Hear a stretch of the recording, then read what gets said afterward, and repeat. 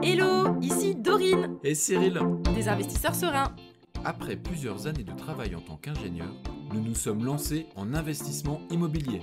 Après 5 années d'acquisition, nous étions devenus libres financièrement. Dans ce podcast, nous vous partageons les stratégies et les bonnes pratiques pour développer votre intelligence financière. Dans le but non seulement d'être plus riche sur le papier, mais avant tout pour devenir plus libre et plus heureux. Alors, ouvrez grand vos oreilles et préparez-vous à atteindre vos objectifs. 5 conseils pour gérer son énergie dans ses investissements. Hello les investisseurs sereins, j'espère que vous allez bien. Aujourd'hui, j'avais envie de parler d'énergie. Je ne sais pas si j'en ai déjà parlé sur le podcast parce que voilà, c'est peut-être un sujet un petit peu plus limite développement personnel, mais je trouvais que c'était super important de l'aborder parce qu'en réalité, l'énergie, c'est quelque chose, en tout cas, c'est une ressource qui fait partie des différentes ressources qu'on peut avoir en immobilier.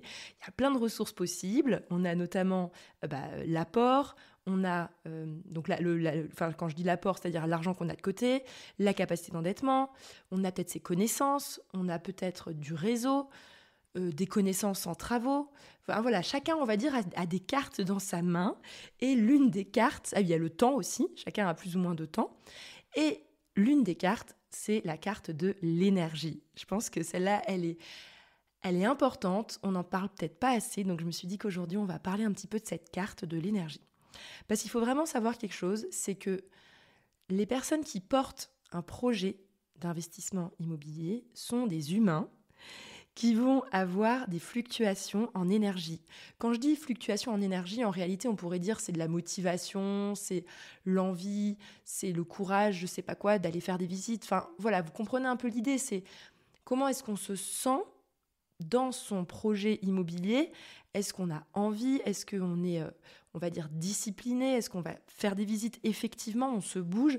Et en fait, ce qu'il faut vraiment comprendre, et ça, je vais vous le dire vraiment sincèrement, on a tous une énergie limitée. C'est-à-dire qu'on peut tous être sujets au ras-le-bol, on peut être tous sujets à en avoir marre, à avoir une baisse de motivation.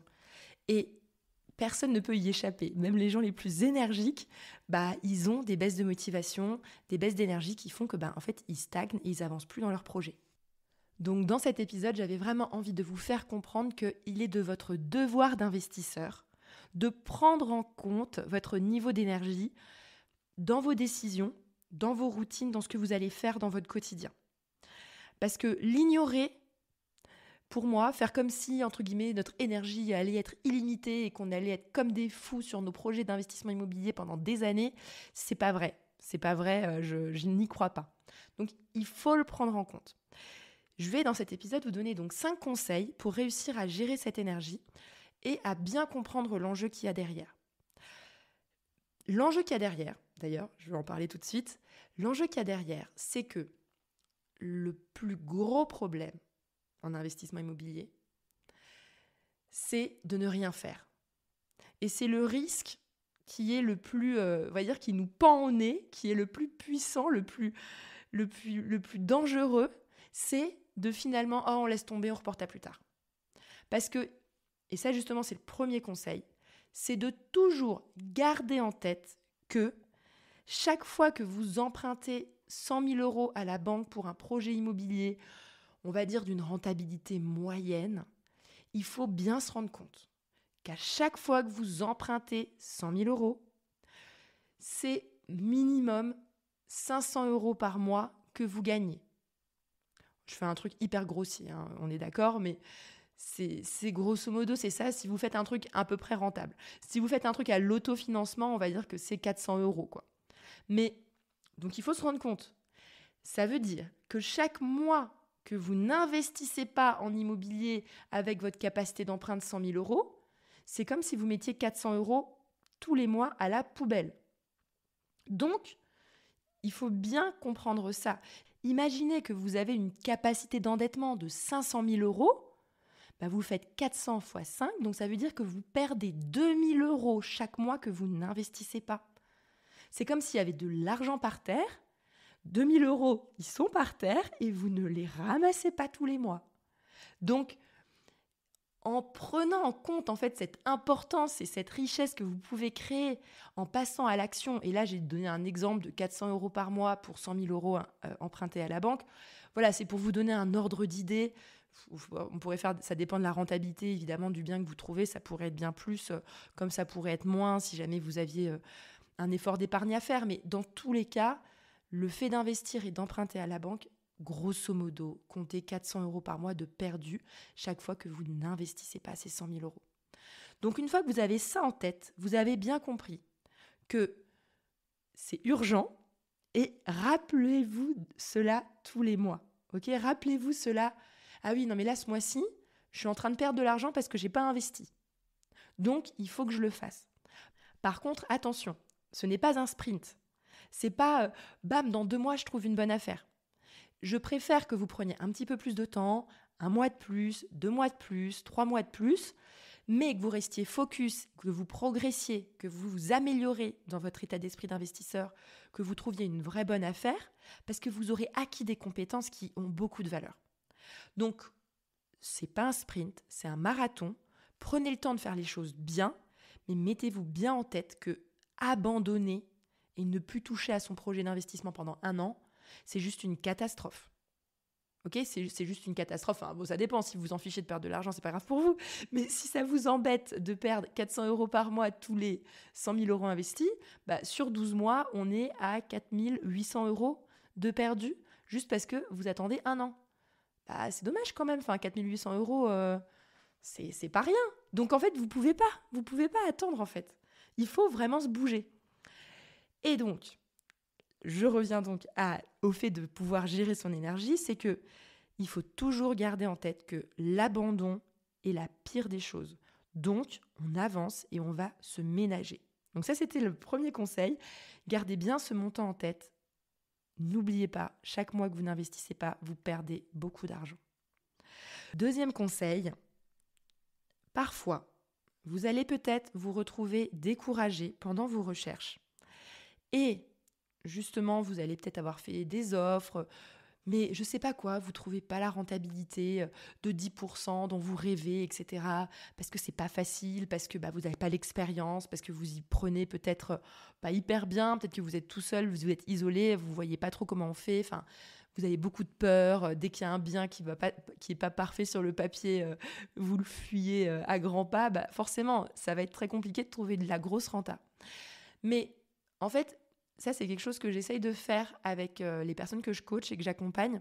C'est que, en fait, si jamais vous sentez, par exemple, au bout de 4 à 5 mois de recherche, que vous en avez marre, que vous ne trouvez pas la pépite parfaite, mais que finalement, vous tombez sur un bien, on va dire, moyen, mais vous vous dites, bon, c'est peut-être pas si mal que ça. Et bien, en fait, parfois, je recommande de quand même y aller sur un bien médiocre, parce que si vous sentez que votre énergie, elle est tellement basse et votre découragement, il est tellement fort que si vous ne prenez pas la décision d'acheter ce bien, vous allez risquer de reporter votre projet à dans 2 ans plus tard. Peut-être qu'il vaut mieux quand même le faire, même si c'est pas parfait. Donc ça, c'est vraiment le conseil que j'ai envie de vous donner ce soir. Je dis ce soir parce que j'enregistre l'épisode de ce soir, mais bon, peu importe. Mais ce que j'ai envie de vous dire là maintenant, c'est que vraiment, je préfère que vous lâchiez un petit peu du lest sur la rentabilité et que vous passiez à l'action si jamais vous sentez que votre énergie commence à flancher et que vous risquez à abandonner votre projet. Ok ? Vaut mieux faire quelque chose plutôt que chercher le projet parfait, se décourager et ne rien faire. Troisièmement, chose très importante, il faut réussir à prioriser ses tâches. Ça, c'est quelque chose que j'essaye de faire également. Et d'ailleurs, ça me fait penser à quelqu'un que j'ai coaché tout récemment là dans le groupe qui repart à la recherche de son 2e bien. En fait, elle a acquis un bien au top, une belle colocation, un beau projet en Île-de-France. Elle a acquis ce bien. Elle est en train de finaliser son chantier, mais elle sait qu'elle n'a pas utilisé pleinement sa capacité d'endettement. Et ça, c'est grave. Parce que quand on est un investisseur serein, on sait que chaque mois où on n'utilise pas sa capacité d'endettement pleinement, on perd 400 € par mois tous les 100 000 € investis. Ok ? Donc, imaginons que cette personne, elle a peut-être 400 000 ou 500 000 € encore de capacité d'endettement. Eh bien, elle est en train de perdre, on va dire, entre 1 600 et 2 000 € par mois. Donc, en fait, c'est énorme. Je sais pas, imaginez, vous avez un abonnement Netflix inutile à 1600 ou 2000 euros par mois, et vous aurez envie de vous bouger pour qu'il s'arrête. Et ben c'est pareil. Donc, dans ce cas présent que je vous ai expliqué, en fait, il faut réussir à faire la part des choses. Surtout si jamais on a une deadline professionnelle qui fait que on sait que notre capacité d'endettement, on ne va pas la maintenir hyper longtemps. Pour X raisons, on a envie de se reconvertir, il y a un arrêt de travail qui est prévu, ou bien on a cette envie d'être libre financièrement le plus vite possible. En fait, autant se focaliser sur avancer, sachant que de toute façon, elle sait qu'elle doit réenchaîner un investissement et qu'il n'y aura pas le temps d'avoir beaucoup d'historique sur le précédent. Donc, on avance. Et l'erreur typique qu'elle pourrait faire, et que je lui dis de ne pas faire, c'est de vouloir peaufiner, que tout soit parfait pour le premier investissement, et donc perdre de l'énergie à terminer des démarches administratives, voilà, de peaufiner des choses qui sont en réalité pas du tout prioritaires. Et puis en plus de ça, elle s'est dit, faut que je commence à faire des placements financiers, etc. Mais en fait, priorise les choses. Priorise les choses. Tu auras tout le temps après de faire des placements financiers avec l'épargne qui te reste.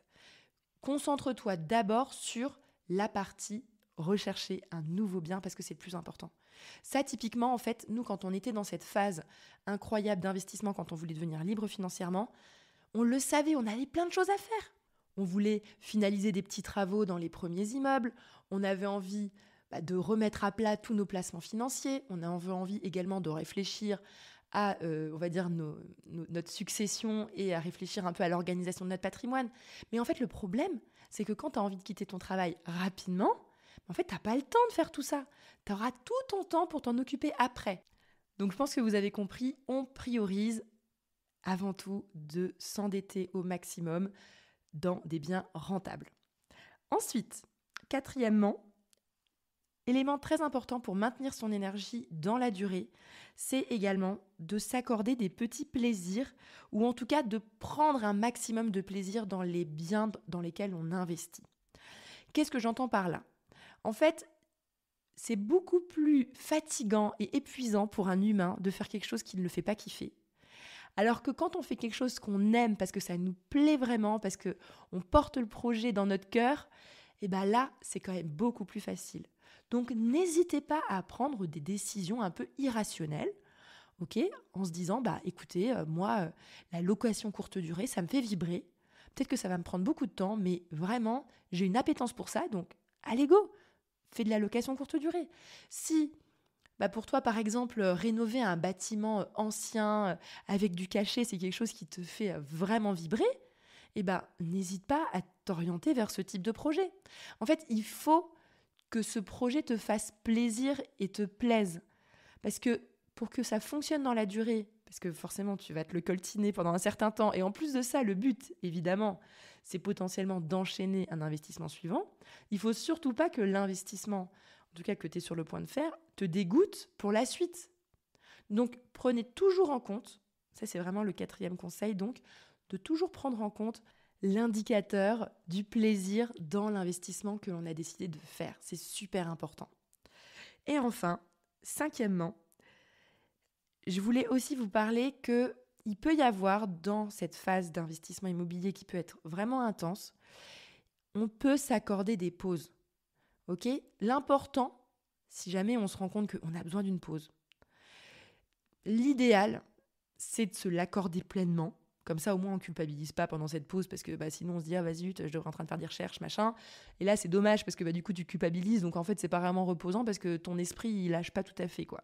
Donc, autant se dire « Ok, je m'accorde 2 semaines ou je m'accorde 2 mois ou 1 mois. » Peu importe, vous accordez en fait une sorte de temps où vous lâchez un petit peu votre projet immobilier et vous reviendrez à la charge avec plus d'énergie. Voilà, ça, c'est quelque chose qui peut arriver, notamment, par exemple, quand on a un projet vraiment qui nous plaisait beaucoup, dans lequel on a fait des offres, que les offres sont passées, qu'il y a eu des discussions pour le compromis et que pour X raisons, le projet tombe à l'eau alors qu'on pensait vraiment qu'il allait se faire. Là, des fois, vraiment, c'est un gros coup dur. Mais dans ces moments-là, il faut accepter que c'est très dur au niveau de l'énergie. Pourquoi pas faire une pause de 2 semaines ? Il y en a qui préfèrent tout de suite repartir pour, entre guillemets, passer à autre chose, et d'autres qui se disent, écoute, je me donne 2 semaines ou 4 semaines, peu importe, à vous de voir, où je fais une vraie pause, je me déconnecte, je fais autre chose et je sais que je reviendrai à la charge. Évidemment, par exemple, vous pouvez écouter le podcast de temps en temps pour vous remotiver, pour que tout doucement ça vous redonne envie d'y aller à fond. Juste avant de terminer, je me permets donc de faire un petit récapitulatif des 5 conseils avant que je raccroche. Donc tout d'abord, il faut toujours garder en tête, premier conseil, qu'on perd 400 € par mois tous les 100 000 € empruntés. Ok, donc ça veut dire qu'à chaque fois que vous empruntez pas ces 100 000 €, en fait vous êtes en train de perdre 400 € par mois, chaque mois qui passe. Deuxième conseil, pendant les recherches, parfois il vaut mieux lâcher un petit peu du lest sur la rentabilité plutôt que de se dégoûter et reporter son projet à 2 ans.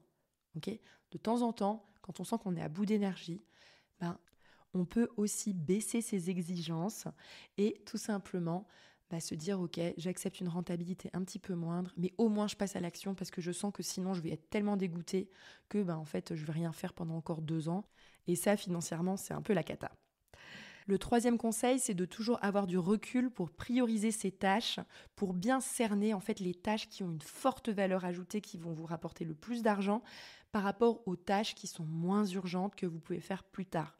Okay, on ne peut pas tout faire en même temps, on n'est pas des super-héros, on est comme on est et on fait de son mieux, donc priorisons et choisissons les tâches à faire qui vont avoir le plus d'impact.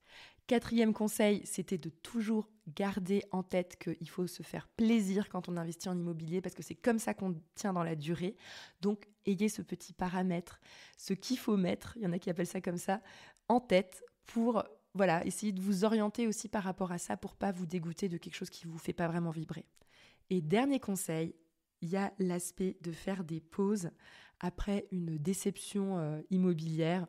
Vous pouvez vous accorder une pause, mais dans l'idéal, quand vous vous fixez, ok, je vais faire une pause pour reprendre des forces, vous vous fixez 2 semaines, 3 semaines, 4 semaines, peu importe, mais vous vous fixez vraiment une deadline dans laquelle vous devez remettre le pied à l'étrier parce que vous ne pouvez pas vous permettre de reporter le projet à dans 1 an parce que ça, c'est vraiment pas bon du tout. Voilà, sur ce, je vous souhaite à tous une excellente journée et à bientôt!